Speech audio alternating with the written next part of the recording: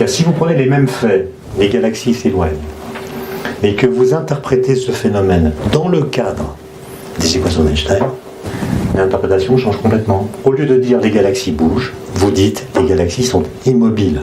C'est pas le même message. Alors pourquoi on les voit bouger? Parce que l'espace qui les sépare se dilate. C'est l'espace qui s'étend et pas les galaxies qui bougent. C'est pas le même truc. Et à partir de ce moment-là, on commence à faire de la cosmologie scientifique et grâce à elle, on défend l'idée, on semble défendre l'idée que l'univers a une histoire. Parce que si vous couplez les équations d'Einstein avec les résultats de Hubble interprétés dans le cadre de ces équations, par vos calculs sur le papier, vous avez un univers observable qui, quand vous extrapolez vers le passé, devient de plus en plus petit, de plus en plus dense, et on comprendra un peu plus tard, de plus en plus chaud. Il faut qu'il soit plus chaud pour permettre la formation des atomes dont j'ai parlé tout à l'heure. Pour qu'une étoile fasse des atomes plus lourds, il faut des températures très élevées. Donc dans le passé, l'univers observable était plus petit, plus dense, plus énergétique, etc.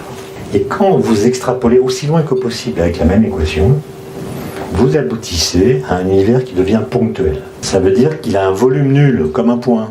Il a un volume nul, il a une température infinie, et il a une densité infinie.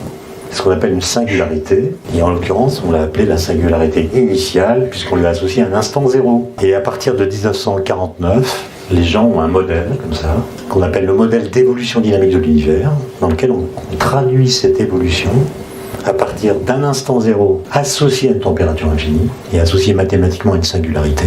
Et puis on peut retracer toute l'histoire, la formation des atomes, jusqu'à l'univers d'aujourd'hui. Un astrophysicien anglais qui s'appelle Fred Hoyle, qui est invité à la BBC en 1949, raconte ce modèle. Et pour s'en moquer, parce qu'il n'y croyait pas, il dit c'est comme un Big Bang. Et donc il commence à penser cet instant zéro auquel il ne croit pas comme une gigantesque explosion qui aurait engendré tout ce qui existe, c'est-à-dire la matière, l'espace, le temps, l'énergie, le rayonnement, etc.